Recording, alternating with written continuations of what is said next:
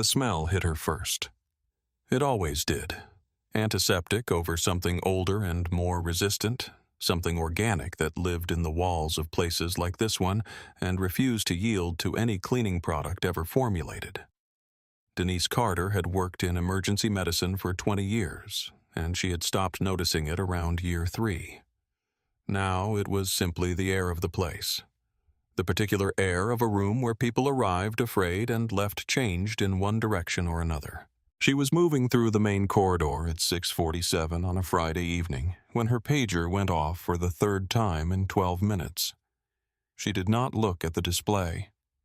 She knew the room without looking. Bay 4. Mr. Hernandez. 63 years old. The patient the new resident had been monitoring with the careful, slightly distant attention of someone who had not yet learned to be afraid of the patients who said nothing. She turned left without slowing. The emergency department at Mercy General Hospital in Pittsburgh was 42 beds, a triage area that ran at capacity every single day, regardless of the season. 2 trauma bays that had seen things that did not belong in medical textbooks, and a main corridor that functioned as a second triage area on nights like this one. On a Friday evening during flu season, it ran at 112% of its designed capacity. That meant patients in hallway chairs, families standing in doorways, a triage nurse making decisions that no training protocol had ever fully prepared any human being to make. The fluorescent lights above the corridor buzzed at a frequency that newer nurses noticed and experienced nurses had stopped hearing. The sound of monitors formed a constant undertone beneath the voices and footsteps and the particular percussion of equipment being moved from room to room. It was a loud place that functioned through a kind of organized noise, and the people who were good at working in it were the ones who had learned which sounds to listen through and which to listen for. Denise Carter was one of those people. She had worked this floor since she was 29 years old. She knew its rhythms the way you know the rhythms of something you have carried through every version of difficulty it can produce. She knew which physicians moved fast and which needed prompting. She knew which patients underreported their pain because showing discomfort felt like weakness, and which ones reported everything as a 10 because they had learned that the number was the only language this system reliably responded to. She knew which corners of the department collected delay, and where to push and when pushing would cost more than it gained. She held these maps in her body without effort, the way a person holds the layout of their own house in the dark. She pushed through the Bay 4 curtain. The monitor showed what she had expected. The chart confirmed what she had clocked 40 minutes earlier when she had passed this bed and read the specific quality of pallor under dark skin that some staff missed because they had not been trained to look for it in that particular way. Not a textbook symptom. A lived observation. The kind of thing that accumulates over 20 years and stops having a name and becomes just something you see. She looked at the resident. "He is deteriorating," she said. "The potassium order you put in 2 hours ago has not been filled. Get the labs you already ordered and add a complete blood count. Now." The resident began to frame a response. Denise was already repositioning the IV line. She had started as a nursing assistant at 23. She had taken nursing school classes during the day while working overnight shifts at Mercy General building clinical instinct and physical endurance simultaneously because there had been no other way to do both on what she earned in those years. She had graduated in the middle of her class. The paperwork reflected this accurately, and the paperwork said nothing about what she could actually do in a room where someone was dying, which her first charge nurse had understood within 6 months and had communicated to the physicians on the floor in the specific way that hospital hierarchies communicate such things, which is to say, not through conversation, but through the observable fact of repeated correct judgment. She rose through the department the way people rise when they are consistently right. Slowly, without ceremony, by becoming too useful to ignore. By the time she became charge nurse, she had saved the hospital from enough near misses that the physicians who might have resented her authority had instead developed the particular quiet respect of people who had watched someone hold a room back from the edge without ever raising her voice above what the situation required. She had a wall in the break room. Not her idea. The staff had started it 2 years ago. Photographs of families at reunions and birthday parties. People who had been in burning buildings or deteriorating rooms and were alive now because someone had looked at them when it mattered. Denise was at the edge of most of those photographs, slightly turned away as if she had just heard something more important happening in another direction. She had come to this work through a specific loss. Her father had died in an emergency room not unlike this one when she was 19 years old. He had arrived with symptoms that 2 staff members read as anxiety, and 1 nurse had flagged too late. The window for intervention had already closed.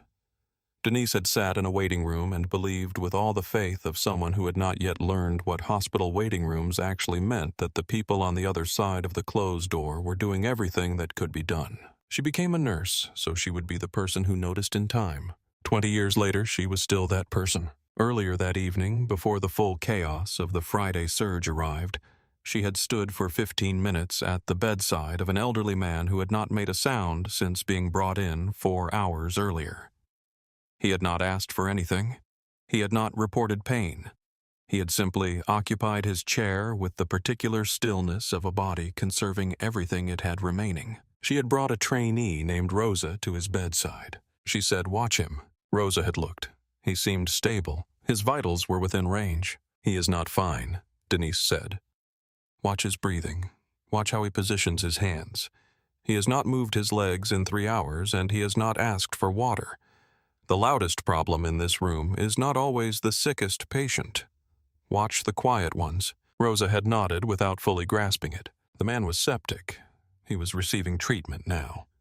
He would survive because someone had looked at the way he held his hands. The waiting area beyond the glass partition was running the way it ran on bad nights.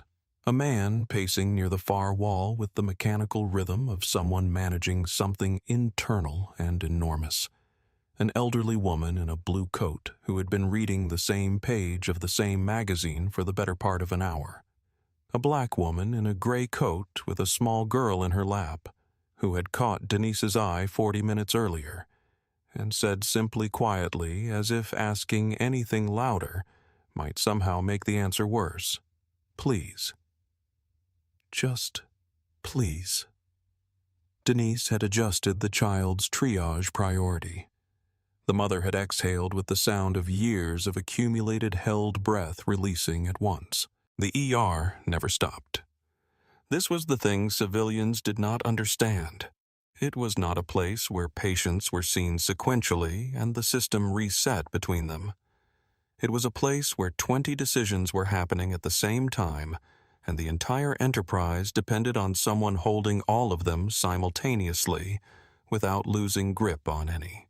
Denise held them. She was moving back toward the nurse's station medication cabinet, key in hand, when she felt it. The particular quality of attention that is not curiosity and not concern. The watching. An officer was posted near the trauma bay entrance. He was a large man, heavy through the shoulders, with the unhurried posture of someone who believed his presence in a room was itself a form of management. He had been there for over an hour. She had registered him on arrival the way she registered all relevant background information, and then filed it an officer on hospital detail for a bar fight victim in Bay 7. Standard procedure. The bar fight victim had been treated and was resting. The situation had resolved. The officer had not left. He was watching her now. Not the ER, not the floor. Her. She held his gaze for one measured second, long enough to establish that she had seen the seeing. Then she moved to the station. His name was Officer Paul Renner. She would learn this in the next few minutes. Paul Renner had 22 years with the Pittsburgh Police Department. He had come up through patrol in a high-density commercial corridor, had spent 4 years working the overnight zone, and had worked hospital detail 3 times in the previous 2 years. He believed himself to be a calm and professional presence in clinical environments. He believed this because no one in a position to affect his career had told him otherwise, and because the reviews of his 3 prior incidents had each found no action warranted, which he had interpreted as validation. rather than as the paperwork equivalent of looking away. He did not understand emergency medicine. This was not unusual for someone in his role. What was unusual was the specific way he did not understand it. He believed he did. He processed the ER as a law enforcement space that happened to contain medical equipment. He applied the same pattern recognition he used on patrol. Volume equaled threat. A black woman issuing firm commands near a controlled access station was a disturbance in development. His job was to manage disturbances before they escalated. He had applied this framework 3 times before at Mercy General and at St. Ambrose across town. The first time he had removed a family member from a clinical area during a procedure. The family member had been complying with the nurse's instructions.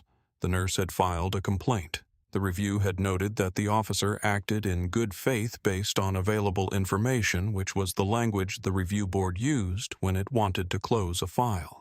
The second time, he had restrained a woman trying to reach her husband's bed in the cardiac unit. The woman had been called in by the cardiac unit nurses because her presence had been shown to improve the husband's oxygen levels. The complaint had been reviewed. No action warranted. The third incident was the chaplain in the parking lot. No action warranted. Renner had understood these reviews as confirmation. He had not understood them as an institution repeatedly choosing not to see what was in front of it. Each closed file had taught him that his instincts were reliable. Each no action warranted had functioned as a signature at the bottom of a permission slip. 22 years of these signatures, and no one had ever called for the pen back. He watched Denise move through the ER with the sure, unhesitating authority of a person who knew exactly where she was and what she was doing, and he applied his framework. Black woman, firm voice, apparently arguing with a physician, no visible badge. He ran the calculation in under 3 seconds, the same calculation he had run in that hallway at St. Ambrose, and in that cardiac unit, and in that parking lot, and arrived at the same output: civilian disturbance, early stage, manageable, with minimal escalation. He stepped off the wall. Denise had the cabinet key in hand. Bay 4. Mr. Hernandez. The window had been open for 12 minutes, and it was not getting wider. Step back from that station, Renner said. Denise looked at him. She processed him in the first second the way she processed all incoming information in this department, quickly, completely, without softening what the information actually was. "I am the charge nurse," she said. "I have an urgent medication order for a patient in active decline." "I don't see a badge," Renner said. Her badge had flipped backward on its lanyard during a patient transfer 20 minutes earlier. She turned it so the face was visible. Photograph, name, title, department. Charge Nurse Denise Carter, R, NBSN. She held it steady at a level where he could read it without effort. He looked at it for less than 2 seconds. He said anyone can wear scrubs in a hospital. Denise held one measured breath. She understood exactly what those words were doing. They were not a genuine inquiry into her credentials. They were the mechanism by which her credential was being reclassified as insufficient. If anyone could wear scrubs, the badge proved nothing. If the badge proved nothing, the assessment he had made in under 3 seconds remained intact and required no revision. The phrase "anyone can wear scrubs" was not about the scrubs. She had heard versions of this before, in different rooms from different people in different forms. The underlying logic was always the same. The credential was visible. The credential was not being accepted. Those were 2 different problems, and only one of them had anything to do with the credential. She said, "There are 3 staff members at this station who can confirm my identity. I am asking you to allow me to complete an urgent medication order for a patient whose condition is deteriorating as we speak." He turned to the nurses at the station. "Keep working," he said. "Don't add to this." 3 nurses looked at Denise. 3 nurses looked at Renner. Not one of them looked at the floor, which was something. They stayed at their positions because leaving their positions meant abandoning the patients connected to their monitors, not because they were afraid of the man standing in the middle of the station. Denise saw this and registered it. The physician at the far station had not looked back up. His silence was a different kind of fact. Renner turned back to Denise and held his position with the patience of someone who had never lost a standoff because he had never encountered one in which the other party held more institutional weight than he did in the room. He believed this situation to be among the simplest he had managed this month. He was wrong about everything except his confidence, which was absolute. A younger nurse named Emily stepped forward. Emily Marsh was 29 years old and had been on this floor for 3 years. She had worked under Denise for all 3 of those years and had learned more about emergency nursing from that proximity than from any other source in her training. She was careful by nature and had learned to be more careful by experience, and she was the kind of person who understood the cost of stepping forward and stepped forward anyway. "She is our charge nurse," Emily said. "She trained everyone working this floor tonight." Renner looked at Emily. "I did not ask you," he said, quietly, which landed differently than if he had been loud. Emily held still for 1 second. Then she kept looking at him. She had stepped forward and he had dismissed her, and she was still standing where she had stood when she stepped forward, and that was a specific kind of courage that does not always look like courage from the outside. Renner looked past her. He had made his decision, and the decision did not require him to update it based on what a 29-year-old floor nurse said. That was not how the framework worked. Denise looked at Emily, then she looked at Renner. She had stood inside this specific failure for 20 years. The credential that was directly visible to every person in the room except the one whose acceptance mattered. The colleague who tried to speak and was dismissed not through argument but through tone. The physician 2 stations down who had looked up and looked back down. The particular failure mode of institutions, not universal malice, but the aggregated weight of individuals who at the moment that mattered deferred to the wrong authority, because deference was easier than intervention. She said, "I have a patient in Bay 4 whose blood pressure is dropping. I am going to access this cabinet and complete the medication order. After I've done that, I will answer every question you have." She moved a step around him. She did it with the measured, deliberate movement of someone who was not attempting to flee or evade, but to do her job in the room where her job was located. She had shown her credential. She had offered 3 witnesses. She had named the patient and the urgency. Every element of the situation that could be made visible, she had made visible. There was nothing left to do except move. He moved to block her. He repositioned with the practiced ease of someone who had used his body as a boundary before and knew how to make it look like a neutral act. Not assault. Not even the appearance of it. Just a man standing where he chose to stand.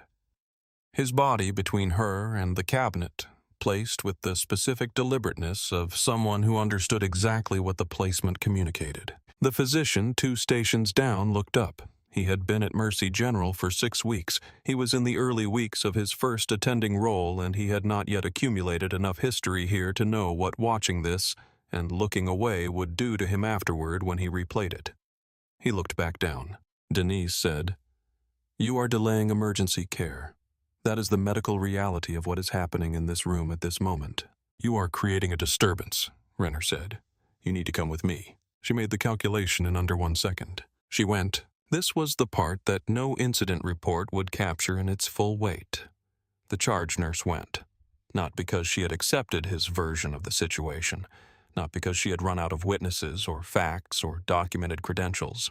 She went because 20 years of working in spaces where her authority was perpetually contested had given her a specific and costly piece of knowledge. Escalating this confrontation past the point where it already was would give him authority over more people in this room for a longer period. The patients in the waiting area were watching. The trainee named Rosa was watching. 3 nurses were watching. The physician who had looked away would be watching from his peripheral vision. She went to limit the damage. She went to protect the room. His hand was on her arm. Firm. Directional. The grip of someone removing something that has been determined not to belong. They moved through the corridor. To the left, the man with chest pain in Bay 2 watched through the gap in his curtain. To the right, the waiting area. 26 people. Some watched, some didn't. Ahead, the glass doors to the public vestibule. The woman in the gray coat stood up from her chair. She was still holding her daughter. She said, "That is the nurse who helped my child tonight. She helped my girl." "Step back, ma'am," Renner said. Rosa stood at the wall near the station, hands at her sides, watching Denise walk past. Denise's eyes were forward. Rosa would not fully understand what she had witnessed until she wrote it down that night and read it back to herself twice.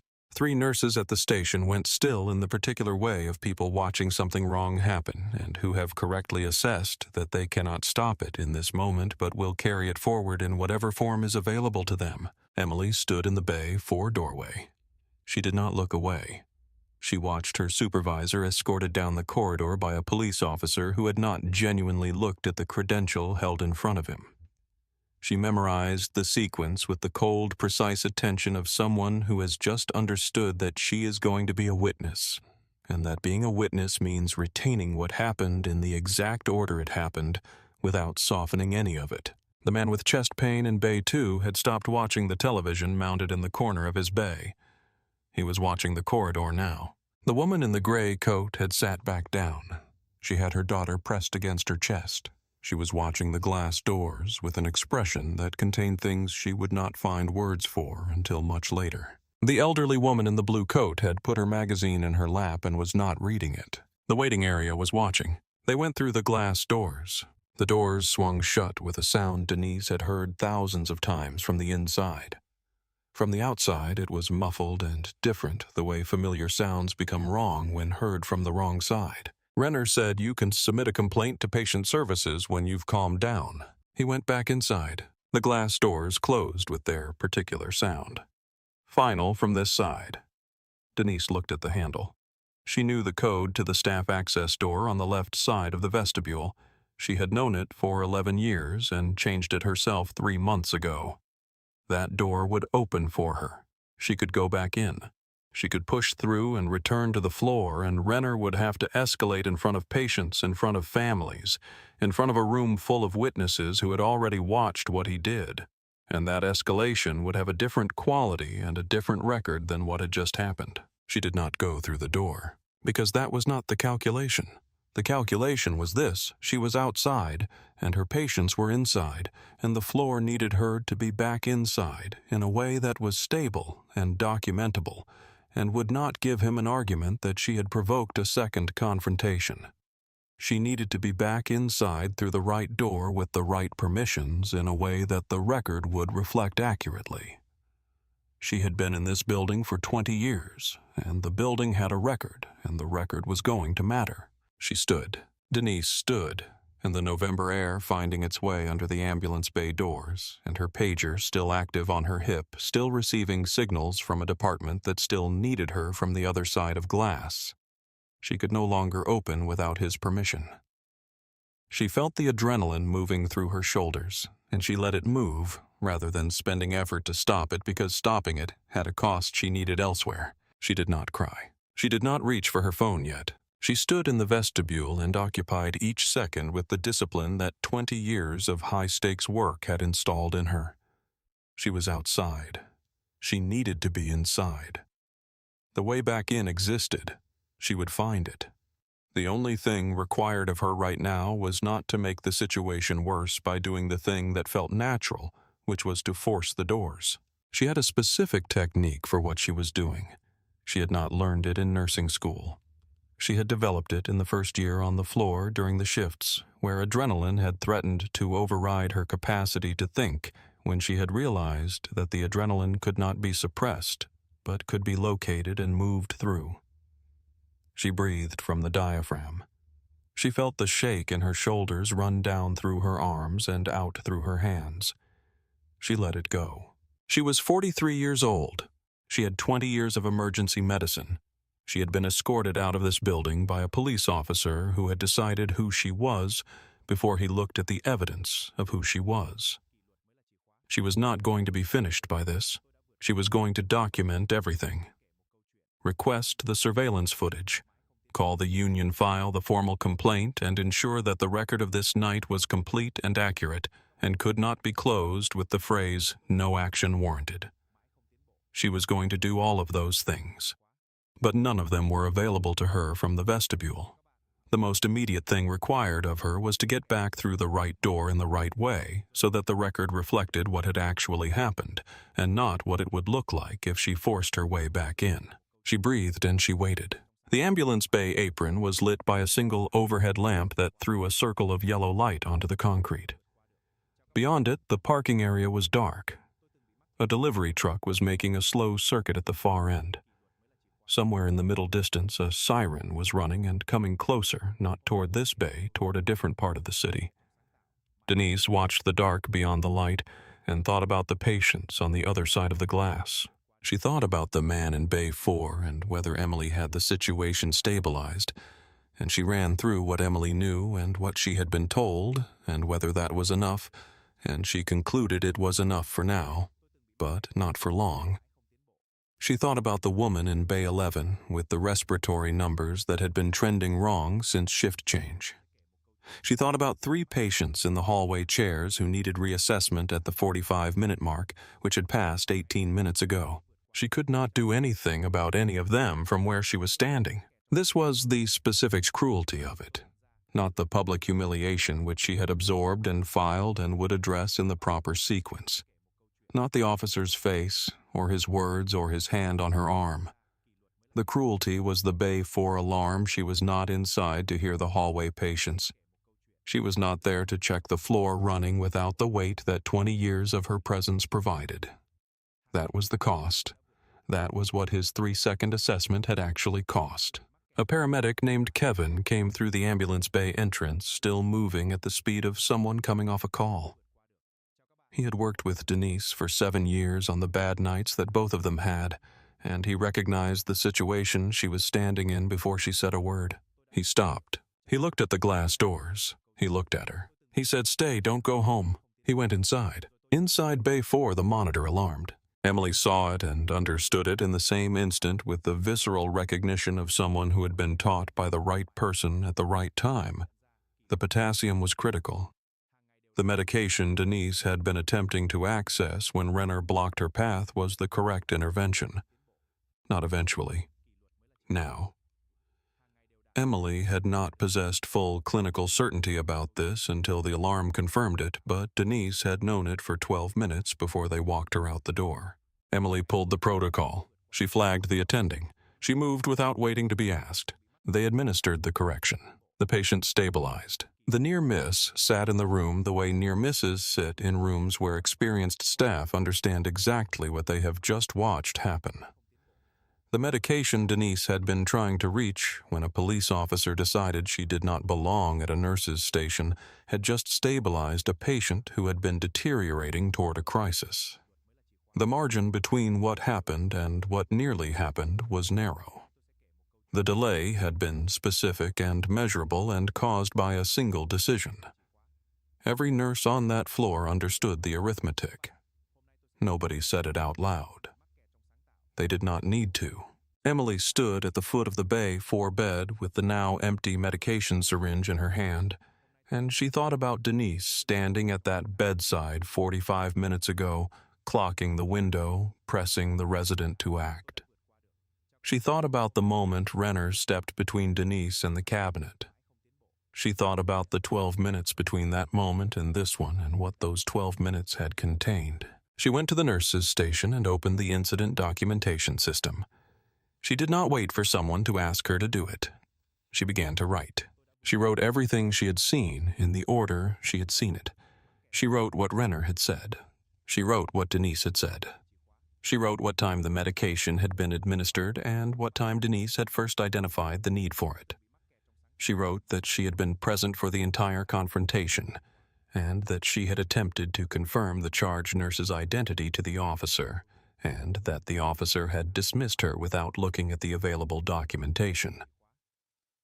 She wrote the name of the physician who had looked up and looked away, because that was part of what happened too, and the record of what happened needed to be complete. She saved the document. She went back to work. On the other side of the glass, Renner emerged from the side corridor. He had received a message through the on-duty administrator. The charge nurse was approved to return to the floor. He began moving toward the glass doors. His radio crackled. He stopped and assessed. He turned to the junior officer stationed near the waiting room entrance. "Keep her outside until I handle this," he said. 15 minutes. He went back down the corridor. The junior officer looked at the glass doors and then looked at the floor. He had a directive from a senior officer. He stood at his post. 15 minutes became 20. 20 became 30. 30 became 38. Denise had been in the vestibule for 38 minutes when she finished leaving her second voicemail for the nursing director. She had called the patient services line. She had called the overnight administrative line. She had received 3 missed calls from nurses on the floor and 11 text messages from staff she was unable to help from the other side of the glass. She had watched 3 ambulances arrive in those 38 minutes. She had stood at the staff entrance and watched each one come in. Read the call from the paramedic's body language. Before the doors opened, assessed the patient on site, and turned herself deliberately away because she was not credentialed to respond in this vestibule. And the only thing going toward a patient in this vestibule would do was create a situation the record would describe as unauthorized, and the record was not going to describe anything about this night inaccurately if she could help it. She had watched the floor through the glass. She had watched nurses she had trained running the department at a pace that told her they were managing but not comfortably. She had watched Rosa, the trainee, moving between stations with the controlled urgency of someone who had been given more responsibility than her seniority called for and was meeting it. She had watched Emily emerge from Bay 4 with the particular expression of a person who has just stabilized a situation that should never have needed stabilizing. She had watched the waiting room. The woman in the gray coat was still there. The child was asleep now against her shoulder. The woman looked at the glass doors every few minutes. She was waiting for Denise to come back through them. She did not know that was what she was waiting for, but her eyes went to the glass the way eyes go to the place where something necessary was last seen. Denise looked at her through the glass and felt the specific weight of 20 years in a building that needed her inside it. She looked through the door. She could see Renner. He was in the administrator's alcove near the back of the department. His notebook was open. He was writing in it. He was speaking to the on-duty administrator in the measured, unhurried cadence of a man who was explaining a situation he considered fully resolved. He gestured once with his hand in the way of someone illustrating something simple. He wrote something in the notebook. He looked from where Denise stood, like every institutional authority she had encountered across 2 decades, who had decided that their version of events was the version that would be recorded and who had never been meaningfully challenged on that assumption. He had not looked at the glass doors once in the last 30 minutes. Denise looked at him through the glass and thought about her father. She thought about the waiting room, the closed door, the belief she had held at 19 that the people on the other side were doing everything possible, the nurse who had flagged it too late, the window that had already closed. She was supposed to be the person on the other side of the door. That was what 20 years had been for. That was what the early morning shifts in nursing school and the years of correcting near misses, and the photographs on the break room wall and the trainee named Rosa learning to watch the quiet ones had been building toward. She was the person who noticed in time. And she was standing in a glass vestibule while nurses she had trained held a department together on the margin of what she had taught them without her. She breathed. She held still. She waited. The ambulance bay doors opened at 8:17. Kevin came through. He was still moving at response speed. He looked at her and stopped for the second time that evening. He said EMS responded to a cardiac event at an Oak Hill residential address. The patient has a 2-year follow-up history at this department, cardiac history. Known to us. Her name is Eleanor Renner. He paused. "We are 2 minutes out," he said. He went inside. Denise stood in the vestibule with that information settling in the specific way that information settles when it arrives in a shape you recognize from somewhere inside before your mind finishes the sentence. Eleanor Renner, the officer's mother. A cardiac patient with 2 years of documented history at Mercy General. Coming through those ambulance bay doors in under 2 minutes. She thought about presentation patterns, about what months of minimized symptoms looked like when they finally arrived all at once, about the specific things she would need in the next 20 minutes. She was already running through the assessment before the ambulance had turned onto the street. She thought about the phrase, "watch the quiet ones," and about what it meant in a context broader than a single patient in a single bay. Eleanor Renner had been quietly sick for months. Her son had been loudly wrong for 38 minutes. The two things were about to meet at the ambulance bay doors, and the only person who could hold what that convergence required was currently standing in the vestibule where he had put her. She moved to the staff entrance and waited. Through the glass, she watched the moment the radio call reached Renner at the administrative alcove. She watched him look up from his notebook. She watched his face change in the specific way a face changes when the professional distance between a person and their circumstances collapses all at once. The officer who had spent 22 years certain of his institutional authority was not in that alcove anymore.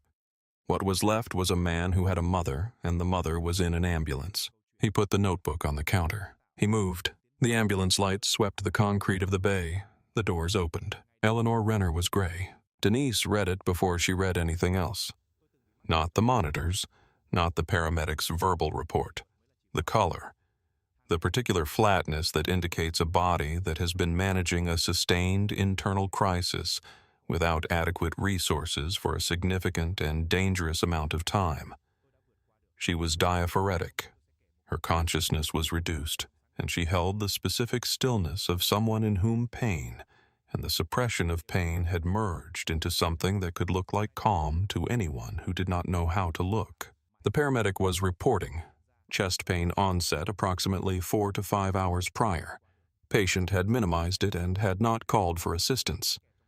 Sudden deterioration approximately 90 minutes ago when a neighbor found her on the kitchen floor. Blood pressure on scene was 64/40. The rhythm on the transport monitor showed the strain of a heart that had been compensating for something larger than a heart attack for longer than anyone around it had known. Renner was at the side of the stretcher, moving with the long strides of someone who had been running when he heard the call. He was not the officer anymore. He was a son. The ER physician called for the charge nurse. He looked at the doors. Denise was already inside. She had come through the staff entrance the moment the stretcher cleared the ambulance bay, and she was moving to Eleanor's side before the physician completed the sentence. She had not asked. There was no discussion. There was a patient, and there was the work, and 20 years of knowing what to do with both of them. Renner saw her. He started to move toward her. He started to speak. Denise said, "Not now." 2 words. The weight of their accuracy was complete. There was a patient. There was the work. The space between those two things was the only space that existed in this room right now, and it did not belong to him. He stopped. He moved back to the glass wall of the bay and placed himself against it. Denise ordered IV access both arms. Pressure support. I need Stat Labs D-dimer troponin comprehensive metabolic panel. Get cardiology on the phone right now. Crash cart in this bay. I want blood pressure readings every 90 seconds. Do not wait for me to ask. The room moved the way rooms move around the person who actually understands what is happening without discussion and without hesitation, because in emergency medicine, the distance between someone who knows and someone who is guessing is not a matter of opinion. It is a matter of whether the patient lives. 3 nurses moved simultaneously in 3 directions. The physician moved to Eleanor's head. The monitor tech positioned at the foot of the bed. The crash cart rolled into position with the controlled urgency of a team that has drilled this configuration enough times that the choreography is invisible. The ER, which had been running without its charge nurse for 38 minutes, and which had felt the weight of that absence in ways that did not show up on any monitor, adjusted itself around her presence the way a room adjusts when a load-bearing element is returned to its place. Renner had positioned himself at the glass wall of the bay. He had done this automatically the way family members position themselves at the periphery of medical action, because some instinct that predated his uniform and his notebook and 22 years of authority had placed him there. He was not managing anything. He was a man with his mother on a stretcher, and no capacity to help her, watching the only person in the room who could help her do the work he had tried to prevent. A nurse moved to the medication tray and drew the standard epinephrine concentration for an acute cardiac presentation in an adult patient. Denise looked at the vial. She looked at the weight recorded on the paramedic sheet. She said, "Hold." The nurse stopped. "That concentration is twice the weight-adjusted dose for this patient. Draw it again at the corrected level." The nurse looked. She confirmed the discrepancy. She drew the correct dose. No one in the room remarked on what had just happened. They did not need to. The medication that had been 30 seconds from Eleanor Renner's IV was an overdose. The person Renner had kept outside this building for 38 minutes had caught it on first assessment. Renner was against the glass with both palms flat on the surface. He was not moving. He was watching. Eleanor made a sound, small and almost involuntary. The sound of a body that had been holding too much for too long and could not hold it quietly anymore. Denise leaned down. She said quietly, close to Eleanor's ear, "I hear you. Tell me where the pain is right now." Eleanor said, "My back. It has been there since yesterday. It feels like something is—" She stopped. She breathed. Her breath was shallow and deliberate in the way of someone managing sensation.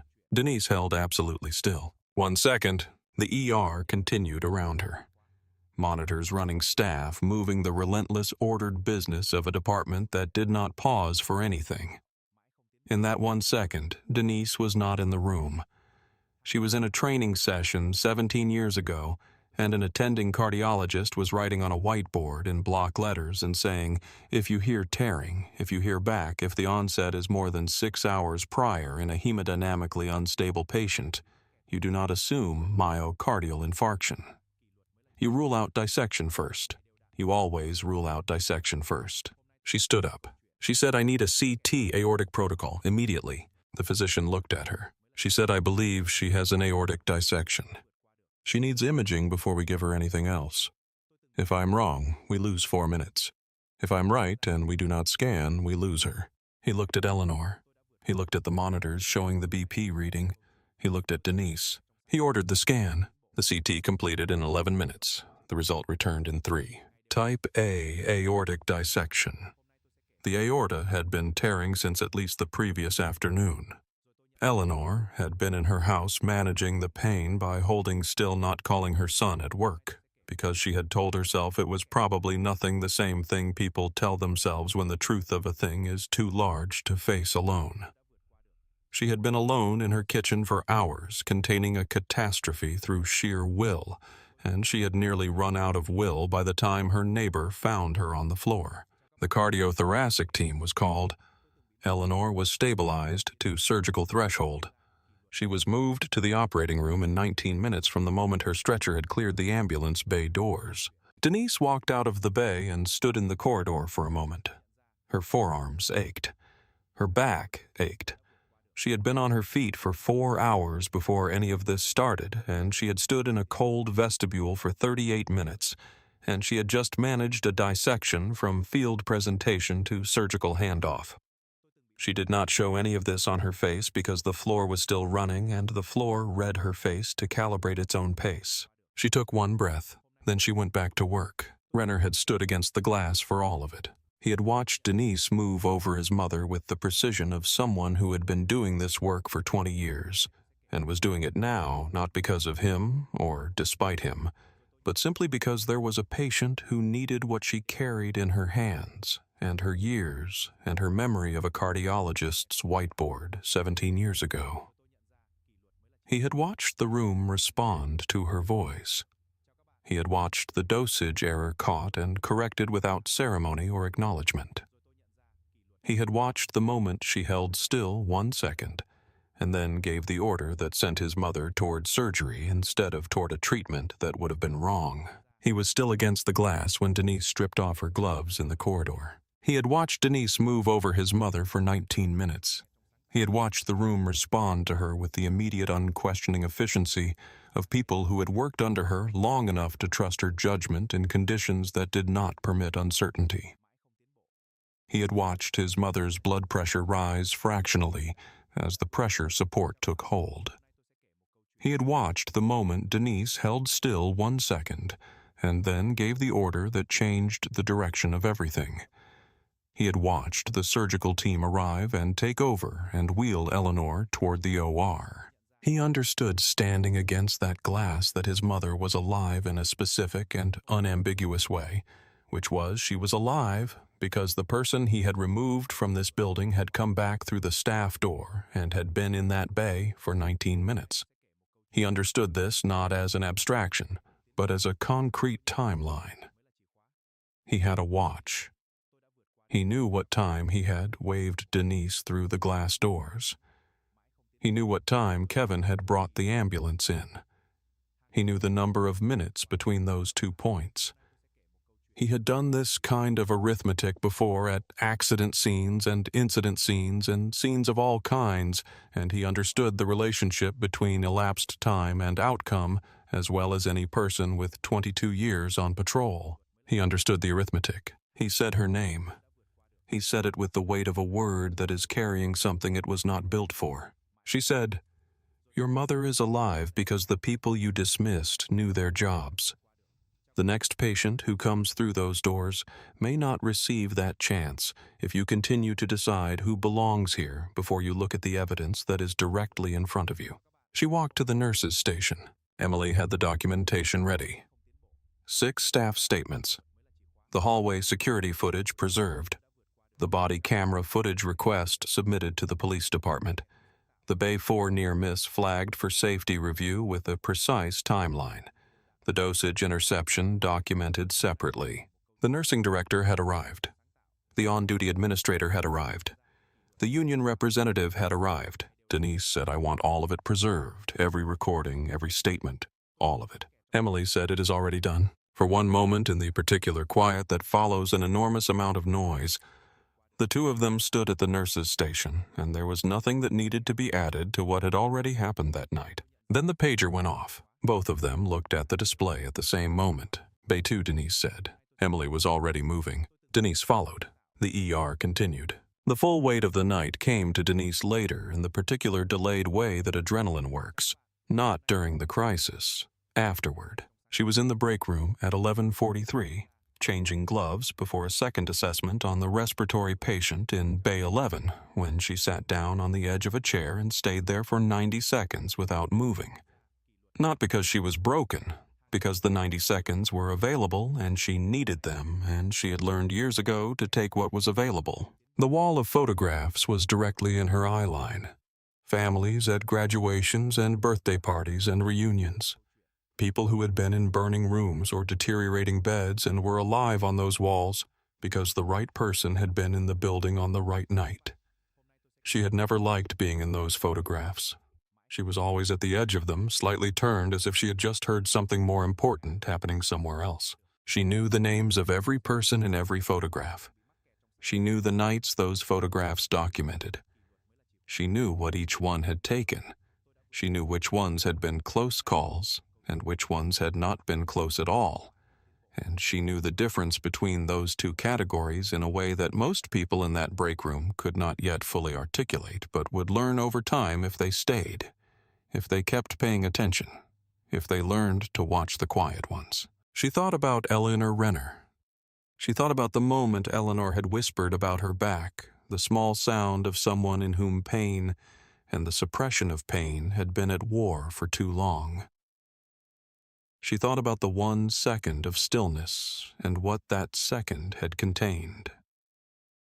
Eleanor would be on this wall someday, if her family sent a photograph. She would be recovered at home alive because of a Friday night, and 38 minutes, and a scanner, and a cardiologist's whiteboard 17 years ago, and the specific, irreplaceable fact of being the right person in the right building. She looked at the photographs for 90 seconds. Then she got up and went to Bay 11. The investigation took 4 weeks.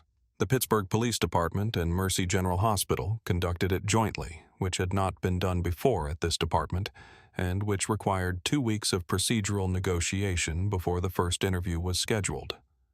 The findings documented that a certified charge nurse with 20 years of emergency medicine experience had been physically removed from an active clinical environment by a police officer who had failed to verify her credentials by available means, failed to recognize medical urgency, communicated to him repeatedly by multiple staff members, and failed to yield to clinical authority in a medical setting during active patient care. The near miss in Bay 4 was appended to the investigation as a formal documented safety event. The dosage interception during Eleanor Renner's treatment was separately documented in the hospital's quality assurance records. Both events were attributed in their respective documentation to the specific delay caused by the officer's actions. Officer Paul Renner received a formal written reprimand, a 6-month reassignment to non-public contact administrative duties, and mandatory clinical sensitivity retraining. The reprimand was entered permanently into his service record. It would be present in every future assignment review. That was the design of it. That was the point. Eleanor Renner came out of surgery 4 hours and 40 minutes after she went in. She spent 9 days in the cardiac intensive care unit. She spent 3 weeks in step-down recovery. She asked to speak with Denise privately on the day before discharge. They spoke for 12 minutes in the recovery room. No one recorded it. Neither of them described it in full afterward. What was known was that Eleanor was sitting up in the chair by the window when Renner came in after, and that she told him something she had apparently been composing since the first hour she had been conscious and coherent enough to understand what had happened while she was in the ambulance. She told him without raising her voice. She told him that she had not raised him to require a crisis inside his own family before he recognized another person's authority. She told him that the woman who had saved her life had been standing outside the building by his order when her stretcher came through the bay doors. She told him he needed to carry that fact for a significant amount of time before he came looking for a way to set it down. He sat in the chair beside her bed. He received it. Mercy General Hospital revised its hospital detail policy 7 weeks after the incident. Officers assigned to clinical areas were required to defer to charge nurses and attending physicians on all access and movement decisions unless there was an active physical threat requiring law enforcement intervention. The policy was written jointly by the nursing staff, the hospital legal team, and the nurses' union.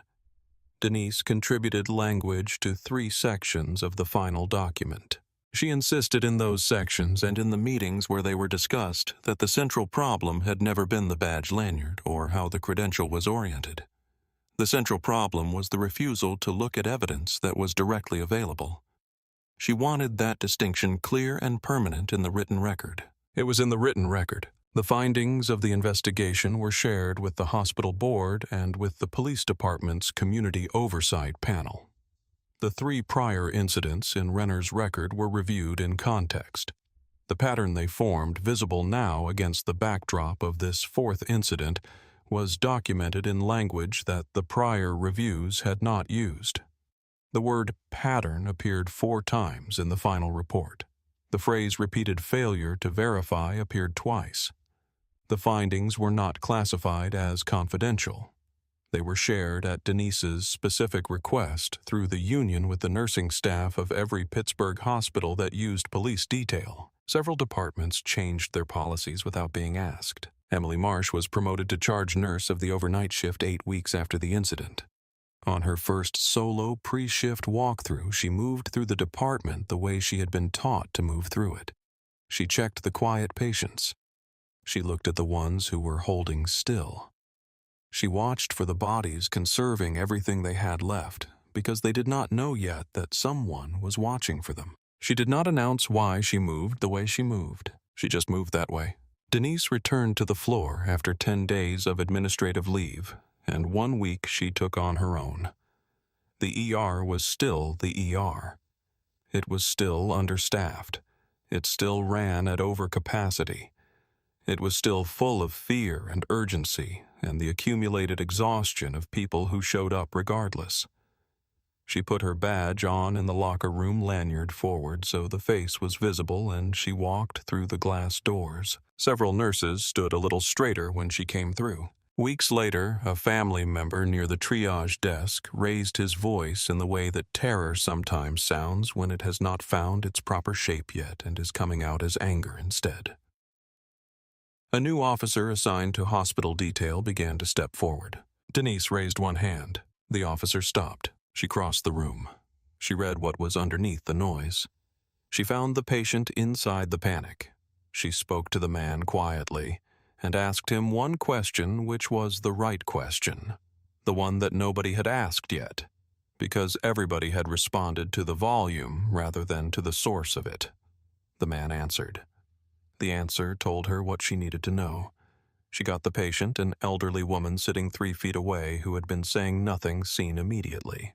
The officer watched this from near the entrance. He had been watching the floor differently for the past several weeks.